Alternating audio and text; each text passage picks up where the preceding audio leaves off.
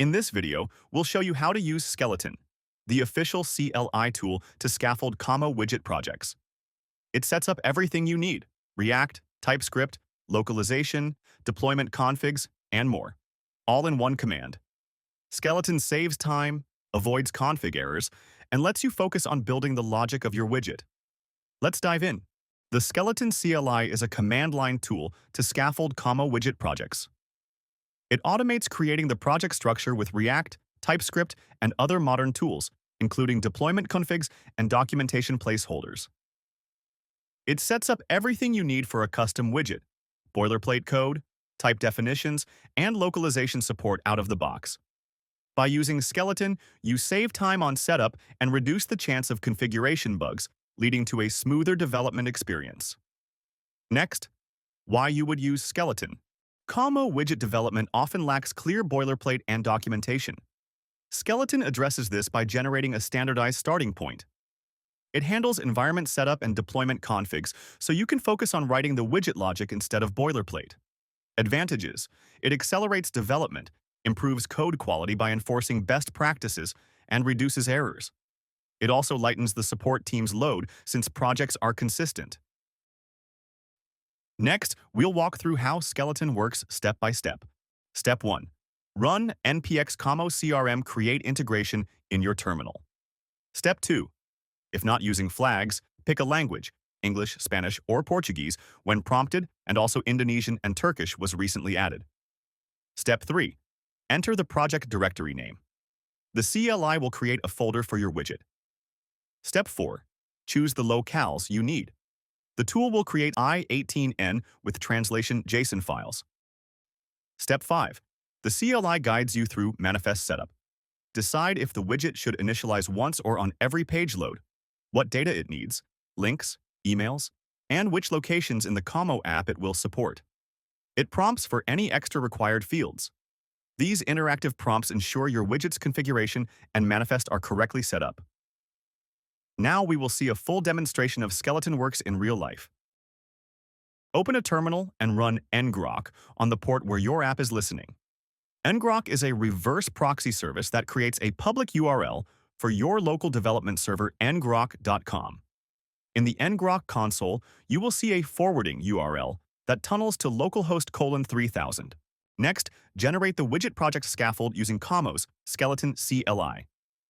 Install and run the tool with a command like npx at kommo crm/create Kommo integration. This CLI, available on NPM and GitHub, will prompt you step by step to configure a new integration. For example, it will ask you to pick your command line interface language. In this case, we will select English and then enter a project directory name. For demo purposes, you can press Enter to skip optional fields like support website or support email, and also select the languages your integration will support. When it asks which Kommo locations your widget should appear in, select all the ones you want. This populates the locations array in the generated manifest.jsons. For the demo, you can enable any test utilities as prompted. Once the scaffold is created, the CLI will finish and display a summary of next steps. Let's navigate into the newly created widget directory and open it in our editor. In this case, we use Visual Studio Code.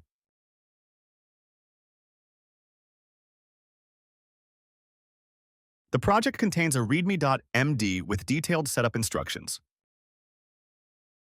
Inside, you will find a client folder that holds the widget's front-end code: HTML, JavaScript, CSS, and image assets. This code is what gets loaded into the Kommo interface as your widget. Open Kommo in your browser and log into your technical account. Click on Create Integration and, in this time, Public. Give your integration the widget code that is a unique identifier of the widget. Grant the needed permissions to the integration and specify the supported languages. In this case, English and Spanish, as we selected before. In the redirect URL, enter your ngrok tunnel address. And we add the path widget auth. This is the endpoint Kommo will call when authorizing or using the widget. In our case, we used widget auth as an example, but the path can be anything that the developer defines on their backend. To clarify, this is a redirect to your backend. For the demo, we're using ngrok, which points to our localhost. Then save the integration. Kommo will generate a client ID and client secret for you. Keep these handy for the next step. In your widget code, locate the environment configuration files, .dev.env for development and .prod.env for production. Populate these with your integration's details. For example, set integration year code with your widget code /identifier in both files.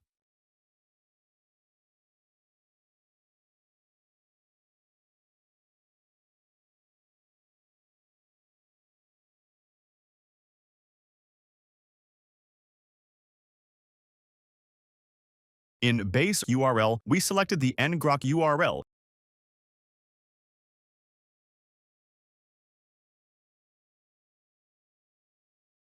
local host port, or port, the local port number where your front-end dev server will run. For example, in this case, we will use the default value 9000. These values let your widget code know where to reach your backend and identify which integration it is. In the widgets manifest.json, also update any webhook or frame URLs. For example, under a DP, digital pipeline block, you might set webhook URL with the ngrok link. Similarly, update SMS or mobile, as needed for the locations you selected. In short, wherever the widget needs to call back to your service, use the ngrok forwarding URL. Next, go into the server folder of your project that contains the backend code. Rename or copy .env example to .env. Let's set client ID with the integration ID from Kommo that you found under your integrations keys and scopes.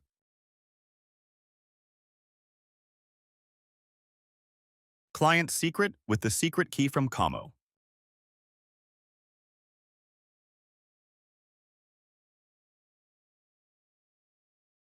Redirect URI with the same ngrok URL plus widget auth you used before.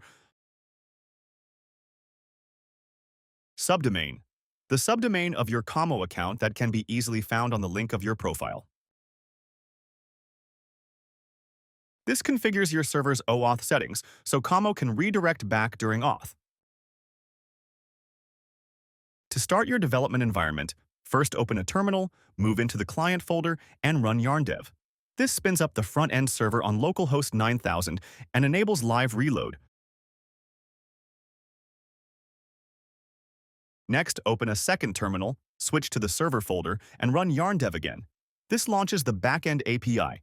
In our setup, we specified port 3000 as the default, but you can configure a different port if needed. These commands work as long as both the client and server package.json files include a dev script, which they do in a standard Kommo scaffold. To test your integration without re-uploading each time, enable Kommo's dev mode. In the browser console, enter a local storage command. That tells Kommo to use your local server. And next after it, set item. Now two values should be set. The first one is the integration code of your integration.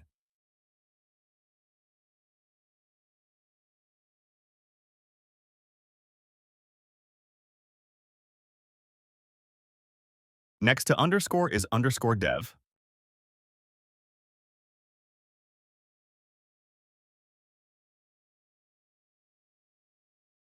And the second value should match your localhost port. This instructs Kommo to load the widget from your local development server at localhost 9000. Now refresh the page. Now build the widget bundle. From the project root, run yarn build.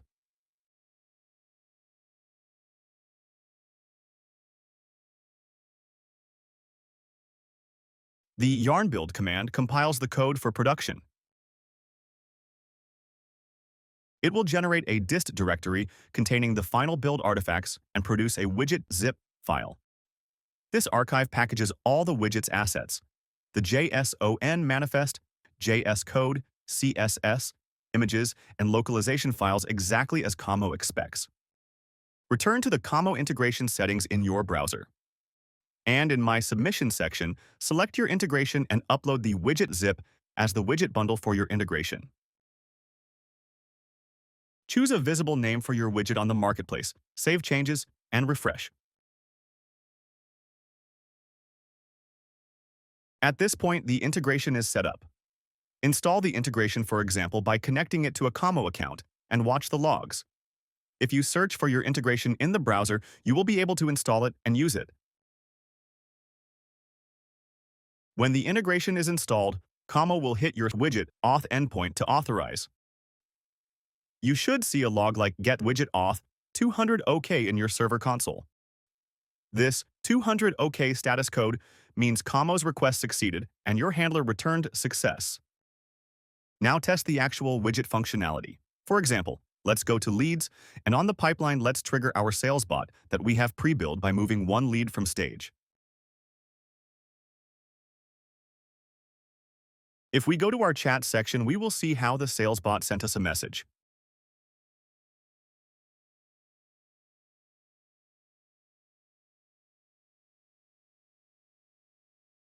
In the console, you should see something like Post Webhook Salesbot 200 OK.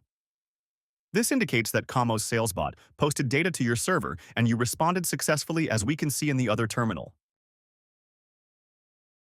In the same way, if we move again our lead to another stage of the pipeline, we will see in the terminal how the data is successfully posted in the server and responded successfully.